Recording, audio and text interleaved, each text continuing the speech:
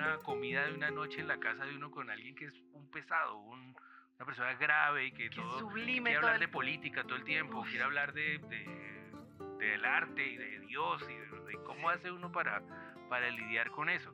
No es que la gente ligera sea bruta, ni es que no tengan nada por decir, ni es que no haya entendido que el problema de Dios es importante o que la muerte ya vendrá. No, es que la gente ligera logra despegarse a ratos de sí misma y de sus dilemas y sus angustias. Entonces él tiene como la prepotencia del que cree que lo ha visto todo, la prepotencia un poco del artista, digamos, que sabe algo que no saben los demás y que cree que sus obras de arte tienen que despertar a los burgueses y a los que están acomodados en la vida y que cree que la gente no entiende la vida.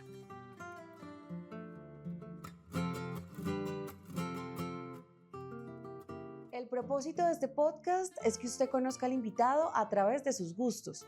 Por eso nunca ha sido un requisito que usted haya leído los libros o poemas, visto las películas, escuchado las canciones o tenga presentes las pinturas de las que se hablan aquí. El Refugio de los Tocados parte de esas obras, sí, pero la conversación termina siendo casi siempre sobre lo que a usted, al invitado y a mí nos importa: la vida, la muerte, el amor, el desamor, la espiritualidad, la vejez y muchos otros temas. Ojalá que al terminar cada capítulo usted sepa mucho más de quién fue el invitado, pero que además se antoje de acercarse a la obra desde la que empezó la charla y se formularon las preguntas. Dicho esto, hablemos del capítulo de hoy. Ricardo Silva eligió La ventana indiscreta de Alfred Hitchcock para hablar de sí mismo. Como lo cuenta aquí, se siente cómodo con el hecho de que sea una de las películas tutelares de su vida. La historia es la de Jeff, un fotógrafo inmovilizado en su apartamento tras un accidente de trabajo. Mientras espera su recuperación, pasa los días mirando por la ventana a sus vecinos, siguiendo fragmentos de sus vidas, sus rutinas y sus pequeños dramas.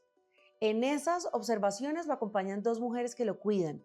Una de ellas es Lisa, su pareja, quien por amor y también por curiosidad empieza a involucrarse en las historias que Jeff va armando desde la distancia, hasta que una de esas ventanas le revela que algo no encaja, que hay un secreto, y ese gesto aparentemente pasivo de mirar se convierte en una investigación que los arrastra a todos. Fue a partir de esta película que Ricardo Silva, escritor y columnista colombiano, autor de novelas, libros de crónica y ensayo, guionista y una de las voces más reconocibles de la crítica de cine en el país, con una trayectoria marcada por su reflexión sobre la cultura, la vida cotidiana y las relaciones afectivas, habló aquí sobre el amor, la superficialidad, el cine y hasta el tarot. Yo soy Laura Camila Arevalo Domínguez, editora del Magazine Cultural del Espectador, y aquí empieza El Refugio de los Tocados.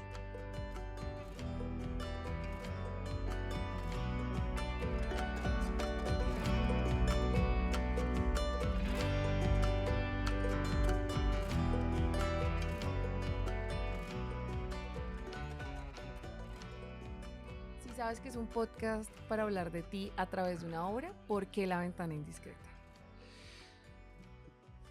Bueno, es una gran pregunta para empezar. Pues yo creo que es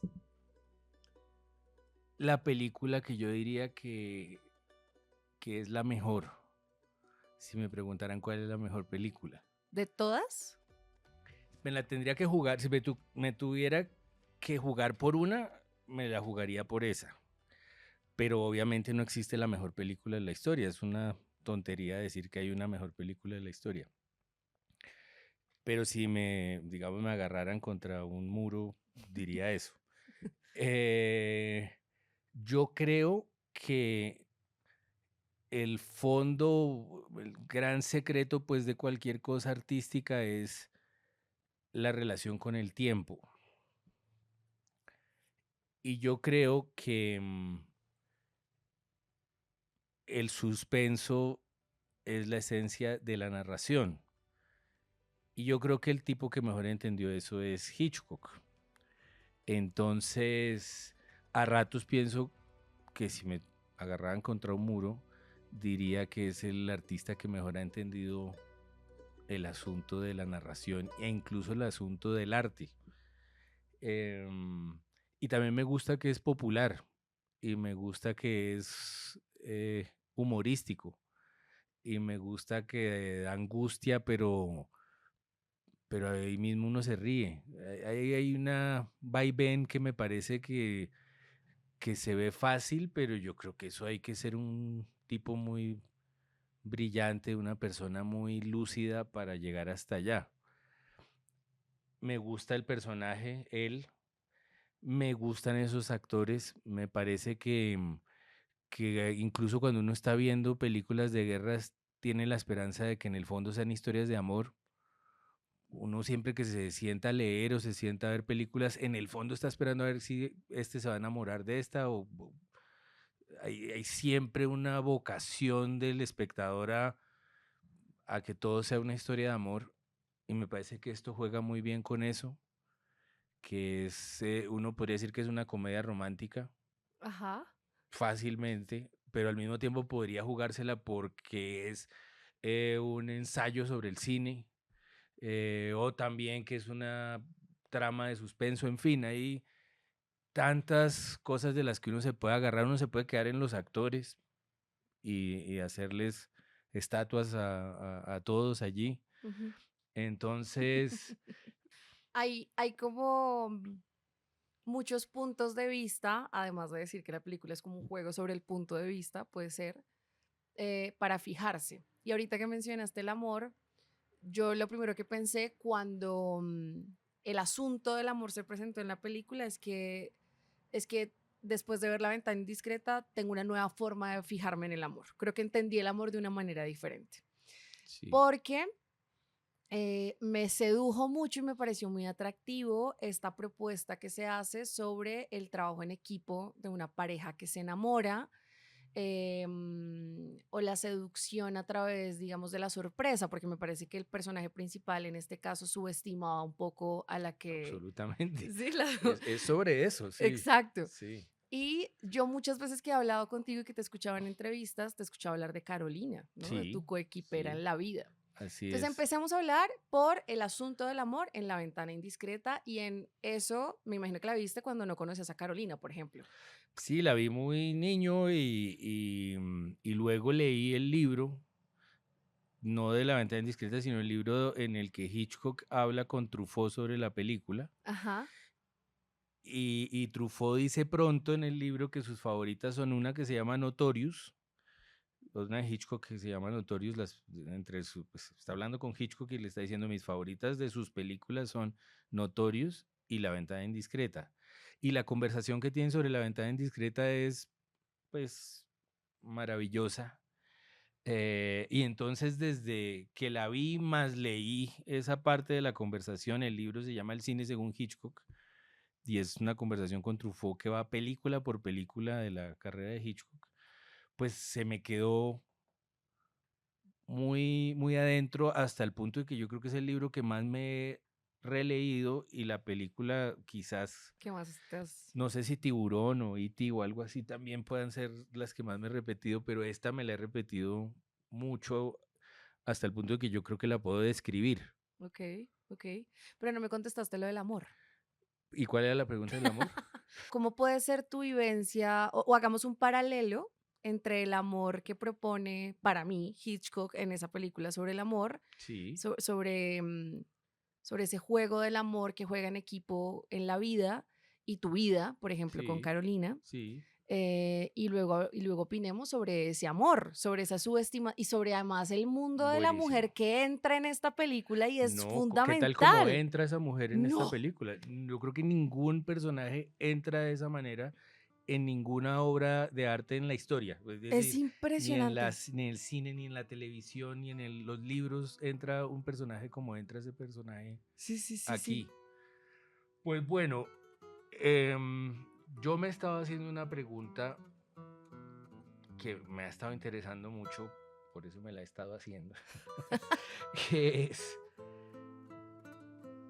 si yo conociera a Carolina hoy, que la conozco pues hace ya décadas, digamos, ¿me enamoraría de Carolina?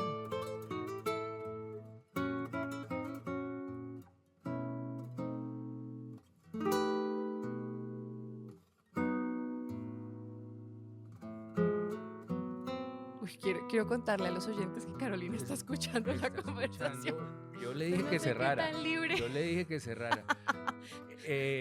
Ah, Y no, pues lo puedo decir porque mi respuesta siempre es sí. A ok. mí me pasa que estamos juntos con gente y siempre como que cuando hay gente, me doy cuenta yo estoy enamorado de esta persona, como que la miro y me parece que hay ahí algo que se ilumina especial.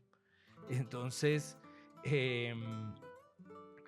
es una pregunta interesante, incluso ya narrativa, si uno quiere explorarla en una historia o algo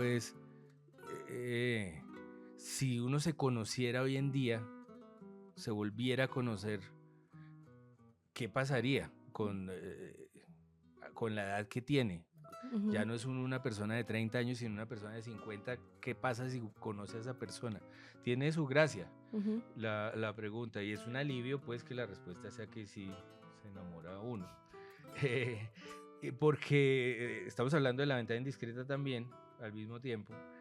Lo que hay allí es justo lo que tú estabas diciendo, el momento en que dos personas se vuelven una especie de silueta juntos, Sí, sí, sí, sí. como que son un equipo, o como tú decías, el momento en que Grace Kelly, que se llama Lisa en la película, cruza esa placita que hay ahí en ese conjunto de edificios Ajá. y descubre la argolla. Pues esto ya los spoilers Ah, no no, hay nada bueno, que pero hacer, la sí. película es de los 50, Sí, si nadie la se puede gente ve. quejar. Si No, la bueno, gente se queja, realmente no, no, no. habría que poner sanciones ahí.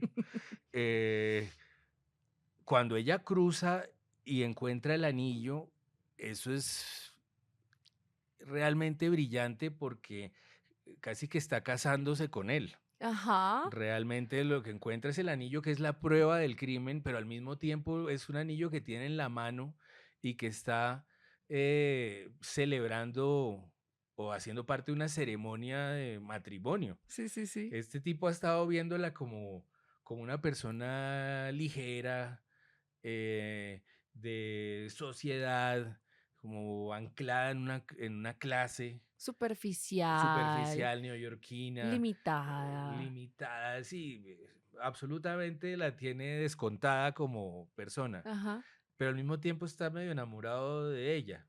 Ella le fascina, ajá. le parece como un extraterrestre. Pero mira que le fascina, según él o lo que yo vi, es como por lo obvio que a todo el mundo le fascina, ¿no? Porque claramente es preciosa y tiene una magia con la que carga, que es como un misterio de la feminidad, el misterio de la belleza, de la Sí, perfección, de lo delicado, de... Lo que pasa es que no ha descubierto lo demás, y es que esta es una mujer en todo el sentido de la claro. palabra y que todo eso que ella carga, esa magia, pues es información también, digamos, viva, que cuenta, que está activa, no solamente con ella y su esmalte rojo, Sí, sino en la cotidianidad. sí, el que está siendo superficial es él, realmente. Claro. El que está quedándose en la imagen de ella es él. Ajá. Y, y además hay otra cosa que es muy interesante y es el desprecio de la ligereza que suele ser despreciada por la gente superficial justamente. Uy, no entendí. Es decir, que mientras más uno, no sé si envejezca o se permita el mundo, como recibir más cosas del mundo, más valora lo que se supone que es ligero, más entiende Ah, ya. que, por ejemplo, una obra de arte tiene que tener algo de ligereza para que llegue, para Ok. que viaje.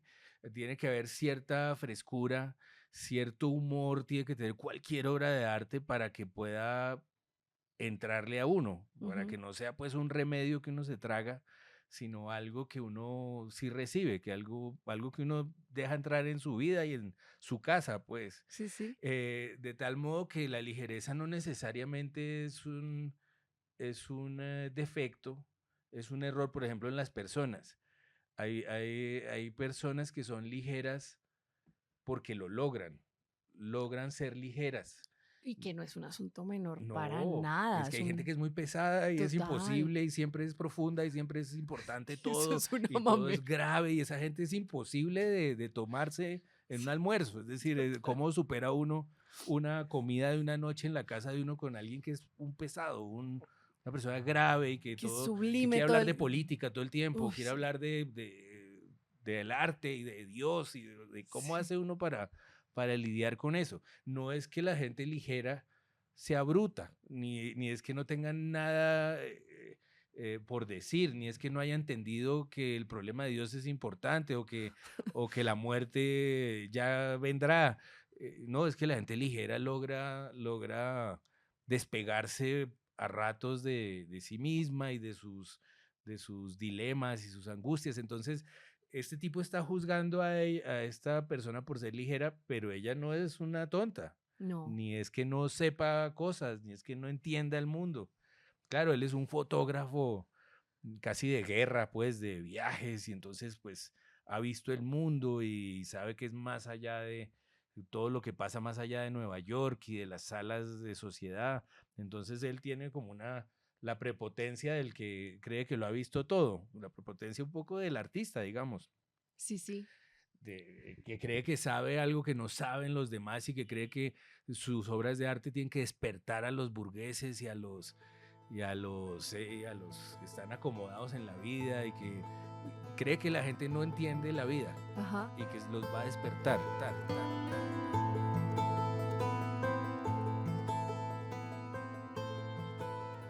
Jeff está inmovilizado, ¿no? Este hombre tiene un yeso porque se parte una pata trabajando y queda obligado a mirar, digámosle, el mundo, que es lo que tiene en su ventana, limitada además, desde una silla. Y yo acá lo quiero relacionar o si hacer una relación con una pregunta que te quiero hacer y es si has tenido un momento como de esa quietud física, emocional, creativa, digámosle, de parálisis, puede ser, en donde mirar haya sido como la única forma de salir de esa parálisis o de, sí, como esa contemplación que seguramente la tienes y la has practicado mucho por tu trabajo y esencialmente por lo que eres, esa contemplación te haya despertado con algún detalle o con alguna, ¿no?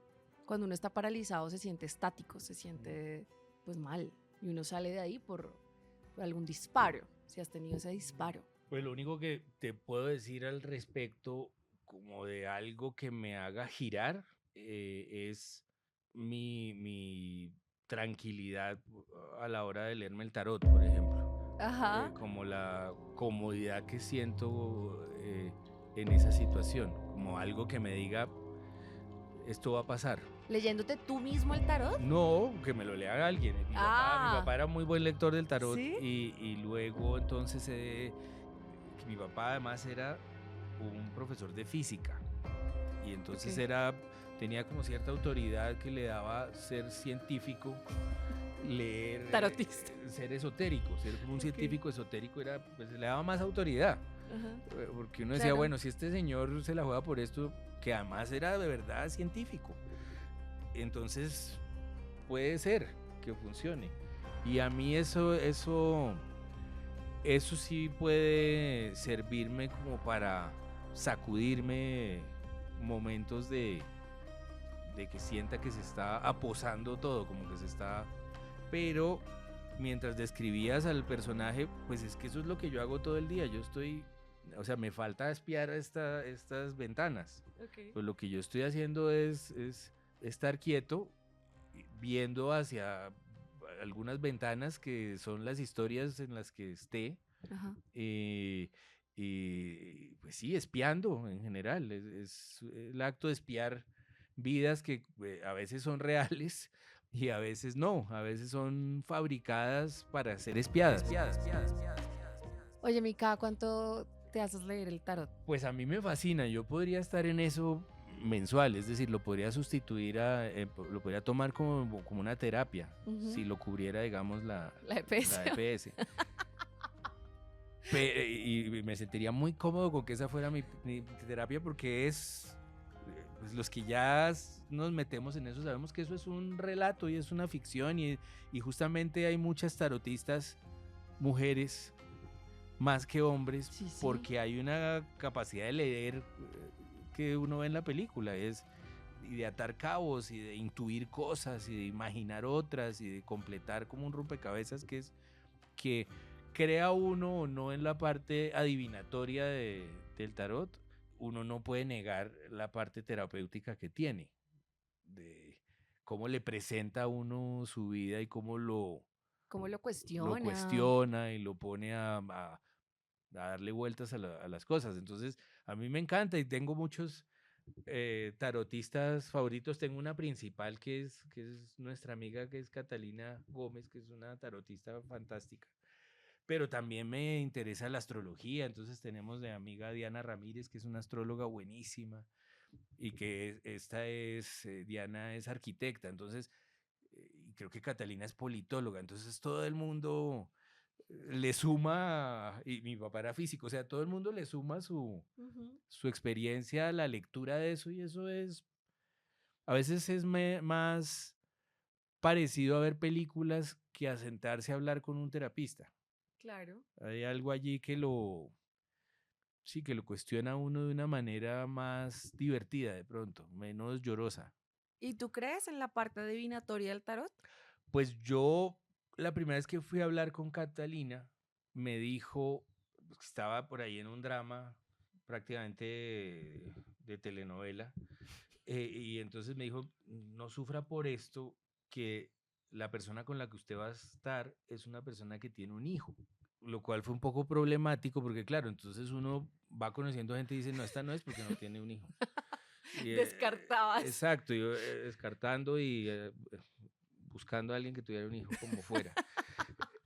Pero entonces yo conocí a Carolina, que pues apareció así como en La Ventana Indiscreta, aparece Grace Kelly, Wow. así una Sí, escena, una cosa sí, como una cosa muy hipnótica. particular, sí, muy Ok. particular.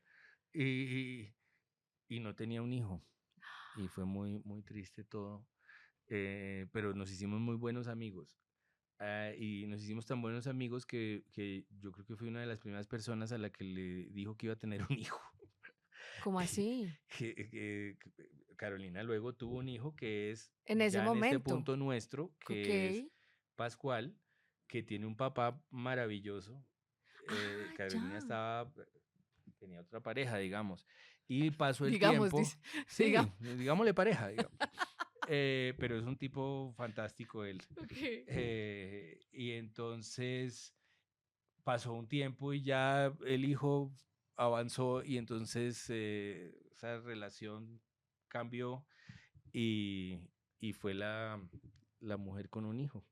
Uy, no, eso está tremendo. Sí, pues eso es como una sello y contec para esa No, ya, tarotista. sí, yo Sí, busco eso tarotista avala a mañana. esa tarotista que fue. Esa tarotista. Pero también me lo leyó muy parecido otra amiga nuestra que es muy buena para leer el tarot. Hay diferentes tarots, claro, el egipcio, el Ah, Rider, bueno. el Ok. de Marsella, lo que sea, y coincidían siempre en eso. O sea que también es curioso que otras personas digan, sí, usted va a conocer una persona con un hijo y se sume esa información en diferentes personas, de tal manera que yo puedo decir que el tarot sí anuncia cosas que eventualmente suceden y que usualmente los tarotistas cometen un error, que es decirlo a uno cuándo va a pasar. Que le dicen a uno, usted va a conocer una mujer con un hijo, uno cree que va a ser en 2 semanas. Yo hice esa pregunta la última Eso vez es que un me error. leyeron el tarot y fue esto cuánto me dura. O sea, esta Sí, lectura más o menos cuando sí, caduca. exacto. Porque ¿Qué yo estaba más o vencimiento menos, tiene? Sí. exacto, y me contestaron, no, esto no tiene No lo sabe. vencimiento. Exacto, esto es, digamos, tómele una foto más bien y si en 2 meses quiere consultarlo, le sirve. Sí.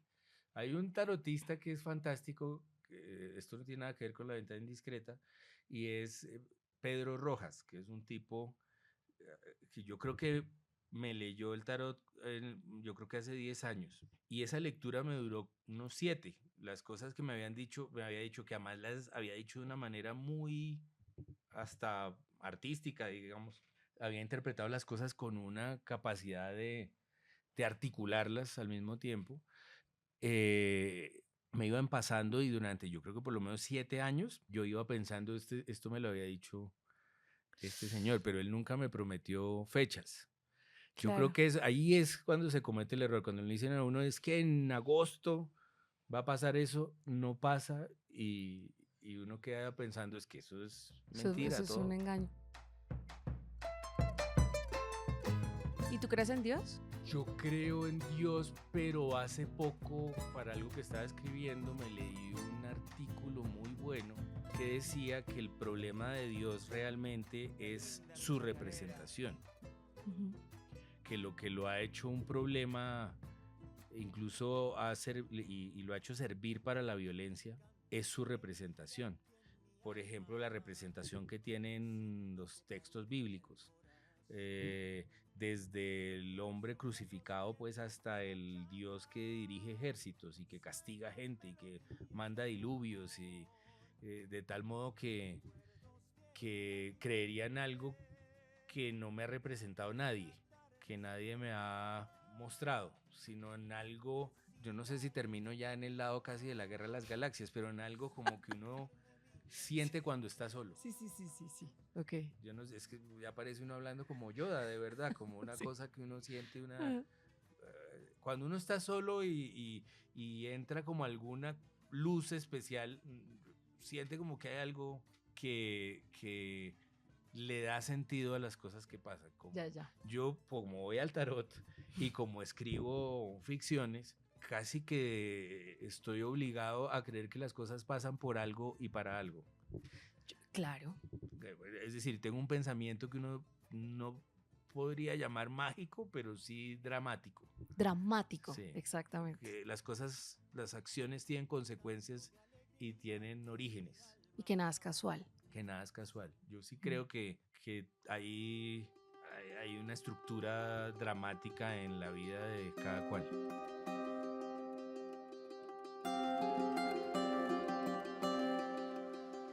Cuando Lisa hace que él deje de burlarse para comenzar a comprender, no solamente le regala un poquito, puede ser de empatía, sino de una dimensión humana a cada uno de sus dramas. Porque como él está en una poltrona moral viendo a todo el Sí. mundo, porque él es el berraco, él Es un simplemente está ahí artista porque superior a la transitoriamente. humanidad, sí. Exacto. Pero cuando él empieza a fijarse justamente en esos detalles que le regala Lisa desde su mirada, empieza a entender que ese drama humano pues es todo un drama, ¿no? Que se merece una observación particular y que merece entonces compasión, lo que acabas de Y decir. a mí me ha gustado una distinción últimamente, que es la distinción entre empatía y compasión. A ver. Que es, la empatía es la que uno siente viendo la película. Ajá. Pero la compasión es lo que siente Lisa porque ella sí cruza la plaza y trata de intervenir. Sí. O sea, siente con ellos, participa ya del drama de ellos y trata de servir. Hay un paso más allá que es el de la compasión. De la empatía es que uno lo alcance a reconocer que es doloroso y triste y grave, pero no se la juegue por esa persona. Ajá. Que en y este ella país. se la juega. Que Sí, en este país falta eso, tanto lo primero como lo segundo. Pero ¿sabes qué me pongo a pensar? En este país uno puede sentir empatía en 5 minutos. Salimos los dos a la esquina y podemos Sí. empezar a sentir empatía, No. pero desde el andén, Totalmente. por un montón de razones. Ahora, eso ya nos distancia un poco porque hay gente que no la siente. Entonces, Bueno, al menos hay niveles. hay niveles. Hay niveles de niveles, dijo un sabio del reggaetón. Y ahorita Exacto. podemos hablar de eso. Claro, entonces estamos en Colombia y ya sentir empatía es un avance, Sí. porque uno ya siente empatía por el otro, que eso es fácil, me parece a mí. Pero lo segundo sería entonces que esa empatía te lleve a actuar. Sí. Pero tú, ¿cómo haces para actuar en un país como Colombia cada vez que sientes empatía? Muy difícil, te enloqueces. Te enloqueces y es un tema que me fascina y que tengo por escribir ese libro, Ajá. que es la gente que se enferma por compasión. Total, hablemos de eso. Hay gente como, yo puedo hablar de porque es un amigo de César López. César Es López. un tipo que ha tenido momentos de enfermarse físicamente porque él sí actúa. Es decir, él siente el dolor, pero va y toca en los lugares en los que ha habido horrores.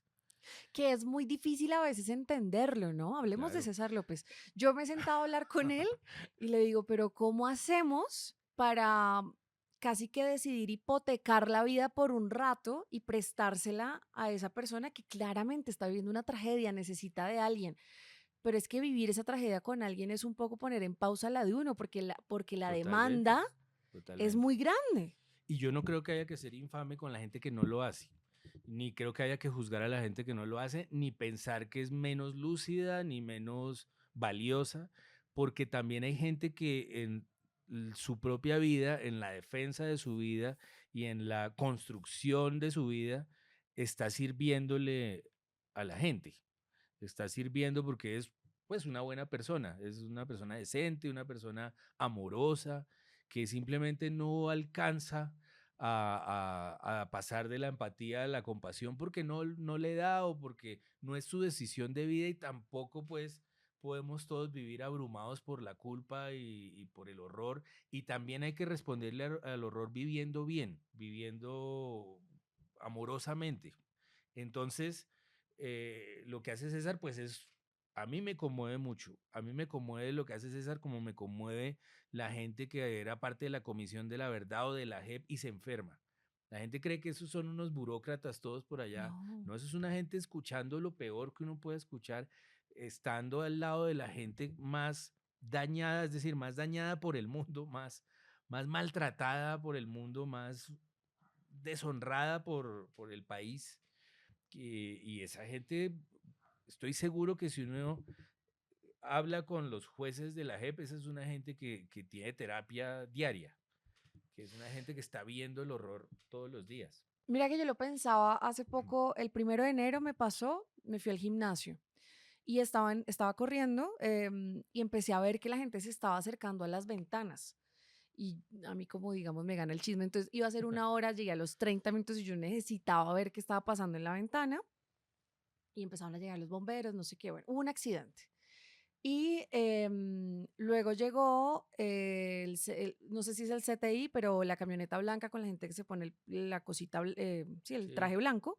Entonces uno ahí ya interpreta un muerto. sí, Y a mí ya me había pasado, yo no sé por qué a mí siempre me toca ver esas cosas, pero yo ya he visto muchas muertes en la calle. sí. Y chiquita, nunca me quedé muy impresionada con la manera en la que levantaban ese muerto. Entonces yo ese día, el 1 de enero de este año, dije, yo necesito ver ellos cómo van a hacer ese levantamiento.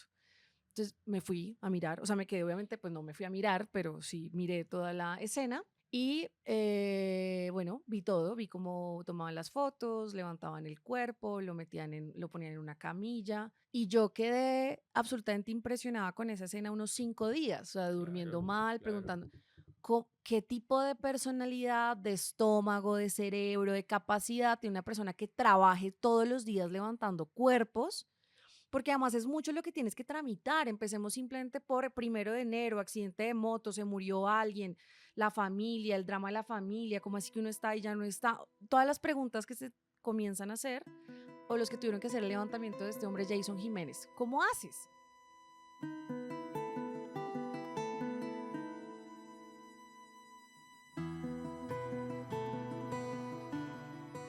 Entonces, Sí. no sé si te lo has preguntado, esto tiene nada que ver con la película, pero aprovechémoslo y es con eso que llevamos dentro cada uno de nosotros que tomamos decisiones para desempeñarnos en cada cosa de la vida, ¿no? Entonces, por ejemplo, los del CTI, los forenses, los asesinos, los abogados, los policías, no sé, Y que los médicos, los la médicos. gente que trabaja en urgencias, los cirujanos que son capaces de abrir un cuerpo y yo creo que me desmayo al primer minuto Yo de ver también. eso. Eh, sí, la gente que tiene esa capacidad, los curas, que tienen en el fondo una comprensión, o no una comprensión, pero dan por hecho la muerte. Conviven con la muerte, conviven con el hecho de la muerte, ya casi no interpretándolo, ya como ¿Segura? lidiándolo como un hecho. No, Ujú. no creo que uno pueda terminar hablando de insensibilidad allí, aunque pues yo me imagino que para ser alguien que le hace levantamientos de cadáver, pues hay que tener un cuero mayor, digamos. Claro, claro. Pues sí, porque si tú Pero terminas llorando en cada levantamiento que haces, yo creo que eso es insostenible. es insostenible. Yo creo que uno tiene que acostumbrarse a la muerte. Ujú. Pero creo que, por ejemplo, alguien que trabaja en la unidad de búsqueda de desaparecidos, alguien que desentierra un hijo que estaban buscando hace 20 años, yo creo que eso estremece y yo creo que es difícil que un enterrador, sí, un sepulturero, un buscador de desaparecidos, un médico que pierde un paciente, no se estremezca de alguna manera. Yo creo que uno puede tener cuero, pero siempre tiene que tramitar lo que ve de alguna manera, tiene que decirlo, tiene que soñarlo, tiene que recrearlo. Yo no creo que uno pueda acumular vida sin pronunciarla. Creo que es como comer sin digerir. Y como hace, por ejemplo, que te mencioné varios, ¿no? Están los forenses, los médicos, hablamos de varios.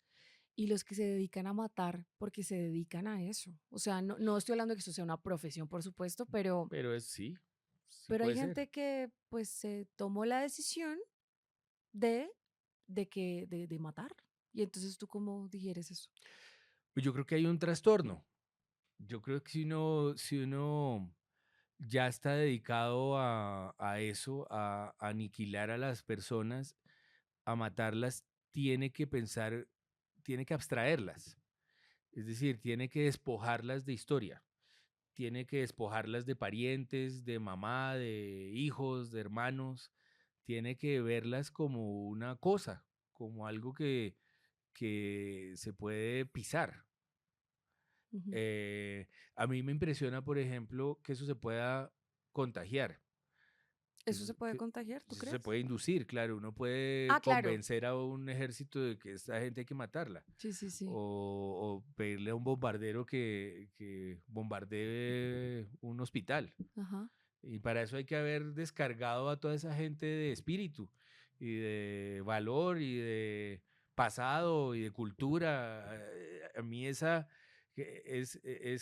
me interesa y me preocupa y me sorprende todavía que pueda haber liderazgos sociopáticos y psicopáticos y no solo eso, sino que la gente se deje liderar por eso, por la sociopatía, por la psicopatía, porque no haya más objeciones de conciencia, que no haya más momentos de decir, no, yo no voy a hacer eso, yo no voy a botar una bomba encima de un hospital. Es decir, que eso sea tan contagioso, que sea tan convincente el liderazgo narcisista.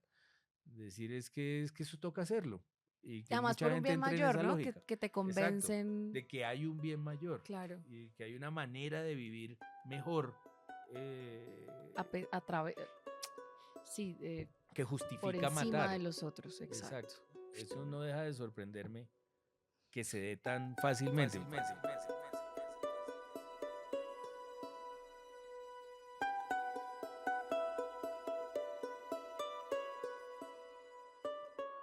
Si la ventana indiscreta fuera una metáfora de tu oficio, por ejemplo, ¿tú dirías que escribes más desde la ventana, observando, o desde la calle, un poco como Grace Kelly actuando, o Lisa?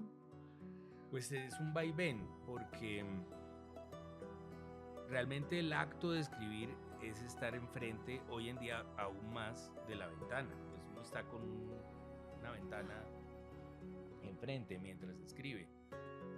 Entonces cada vez es más esa actitud. Ya cuando uno está escribiendo, está mirando por la ventana. Pero es un vaivén porque muchas veces está trayendo uno a la ventana lo que, lo que descubrió o lo que conoció o la vida que vivió fuera en la calle o la vida que vivió en el pasado, que es una vida de afuera, ya no es de adentro. O, o muchas veces he hecho libros entrevistados, es decir, investigados. Mi actitud, mi instinto, mi forma de ser me está todo el tiempo aconsejando que no salga. Me está diciendo, no es necesario, ¿para qué? ¿Para qué? ¿Qué voy a ver fuera? Pero muchas veces me ha tocado entrevistar gente. Entonces, para una novela que se llama Autogol, pues hay 80 entrevistas allí, o Río Muerto parte de una conversación con una víctima, o la historia de don Raúl Carvajal pues tiene entrevistas e investigaciones de calle, o Mural, el libro sobre el Palacio de Justicia, es un libro construido por años y en conversaciones con gente cara a cara. Entonces yo diría que en todo caso pues escribir es más espiar por la ventana, y yo no me reconozco a mi valentía. ¿No? Valentía, después hay gente que le dice a uno, pero qué valiente este libro. Y claro, si yo pensara que es valiente, pues no lo haría, porque pues yo prefiero quedarme en la casa. Yo no quiero correr riesgos no, yo no quiero eso, cruzar la plaza, no lo quiero hacer. Pero supongo que sí hay una valentía. Yo siento que estoy súper a salvo en mi escritorio y escribiendo, y no veo riesgo alguno. Luego la gente le dice a uno, sí, esa columna, ¿cómo se atrevió a decir eso? No sé qué. Lo cual me alegra, es decir, no, me alegra que haya valentía en eso, porque yo lo veo muy cómodo. Yo lo veo muy tranquilo. Que de hecho, ahorita que mencionaste digamos, este acto que tiene Lisa de cruzar, quería hacerte dos preguntas con base en el personaje de Lisa que lo interpreta Grace Kelly. El primero, sobre eso. Ella tiene como un disparador, ¿no? La veíamos como Sí. muy quieta, muy estática, y de repente cuando ella se interesa en el tema, Sí, ella hay se una va parte sumando. impulsiva de Sí. ella. Entonces, ella va metiéndose en esto y ella es la que tiene las ideas más riesgosas, ¿no? Claro. Vayamos hasta allá, yo voy, yo desentierro, es más, ella toma decisiones que a él le parecen absolutamente absurdas, Sí, como descabelladas. meterse al apartamento, ¿no? Y todos sufrimos ahí. Sí.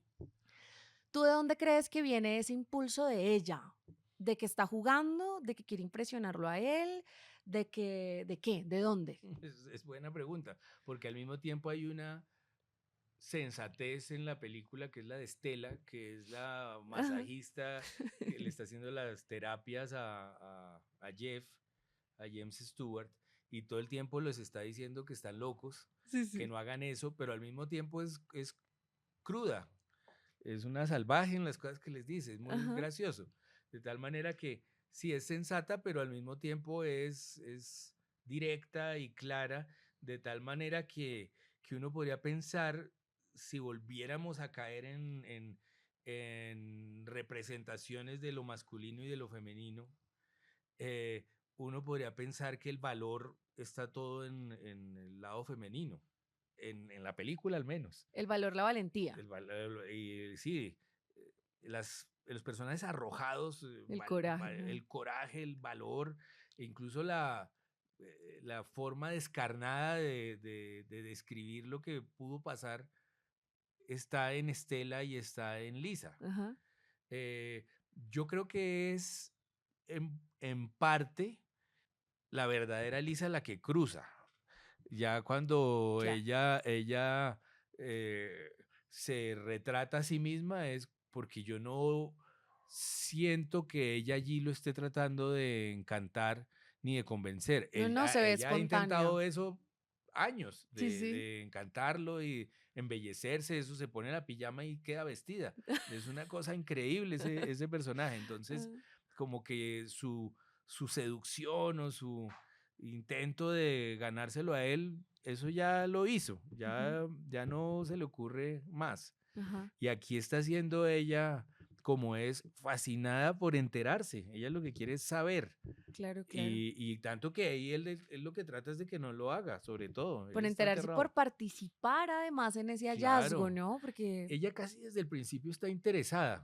hay un amigo detective que les está diciendo que no sean locos, que Sí, no hay sí. pruebas, pero ella sí lo escucha a él y sí le parece que él tiene sentido lo que le está diciendo. Ajá. Yo creo que la que cruza es justamente la persona que él no ha sido capaz de ver, por lo que sea, que le pongan uno de fotógrafo a Grace Kelly, pues claro, es difícil para un tipo que solo ve.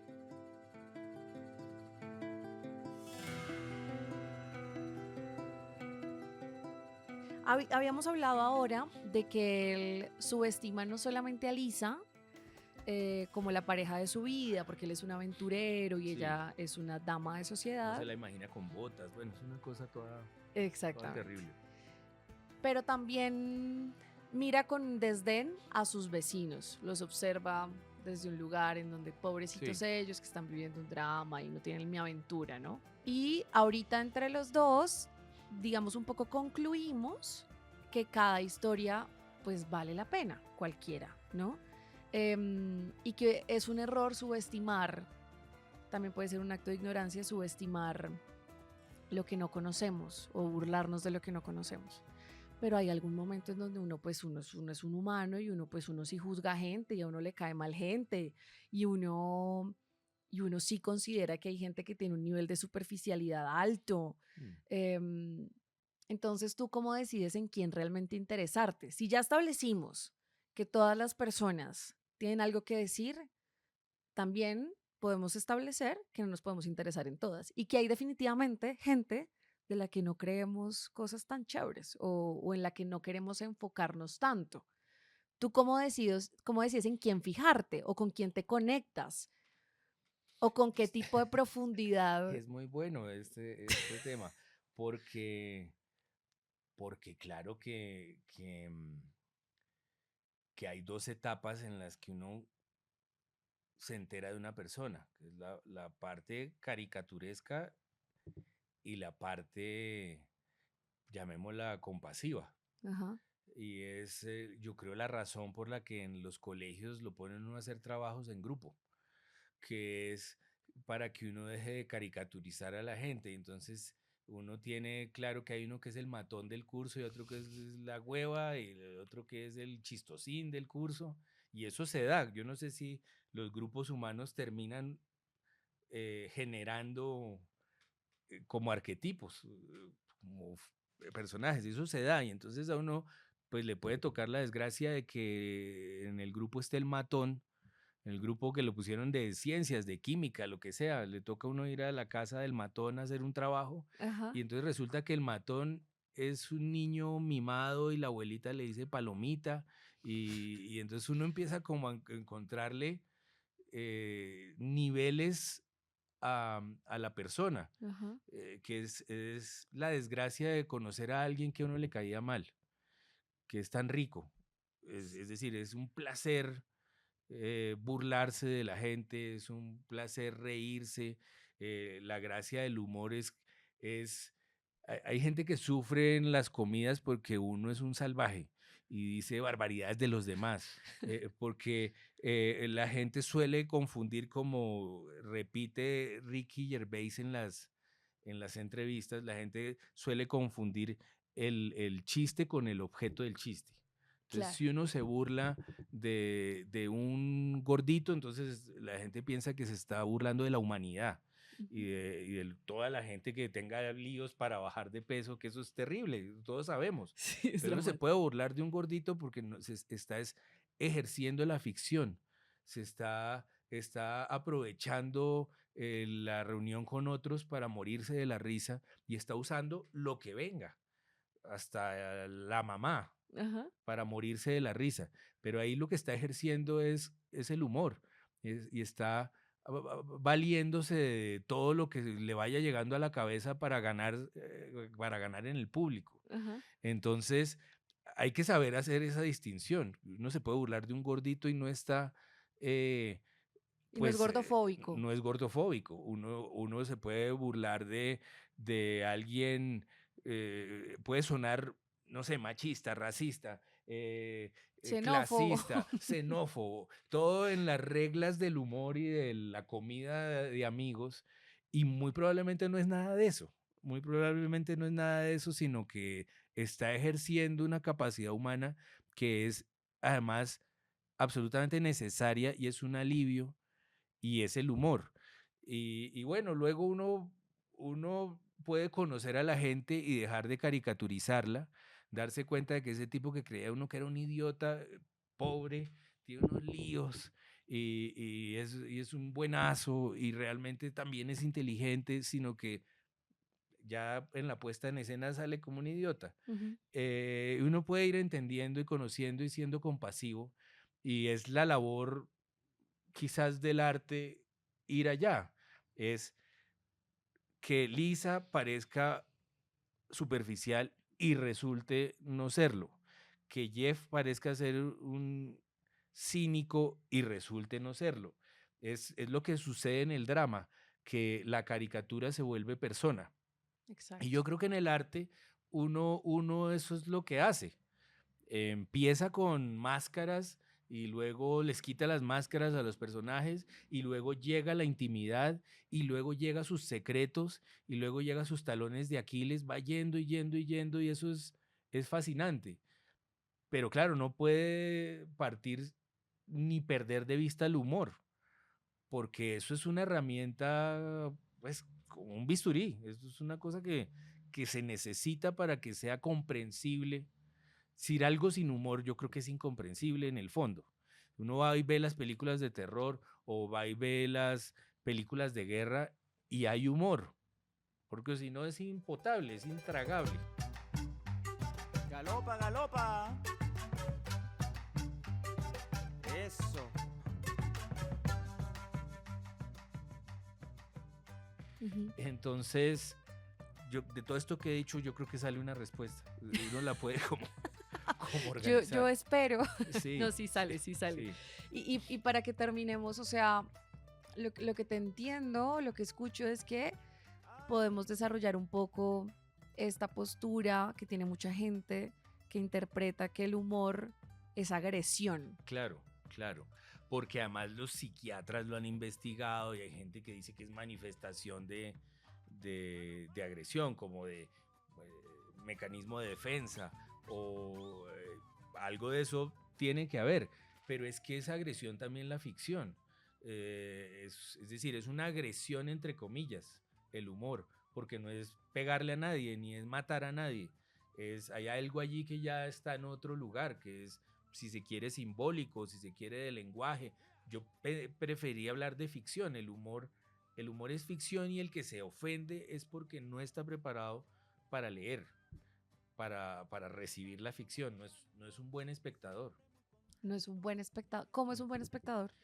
Un buen espectador no se le impone a la ficción, la ¿Acepta pone el en juego? escena, acepta el juego, recibe el juego. Un buen espectador entiende que no puede criticar a una comedia gringa boba por no ser un drama sueco. Sabe en dónde está parado y sabe qué está recibiendo y le suma a lo que está recibiendo. Un buen lector, por ejemplo, es alguien que pone en escena el libro y lo vuelve bueno. Es decir, un libro no es bueno si no es el lector el que lo pone en escena y lo vuelve bueno. Por eso hay gente que puede recibir un libro flojo y decirle a uno que es buenísimo, pues porque lo volvió buenísimo. Y una brava maestra puede no decirle nada a alguien, porque no está preparado para poner eso a marchar y volverlo magistral. Entonces, si es el lector el que tiene todo en sus manos, o el espectador, o el que se va a reír del chiste, el que tiene las cosas en las manos.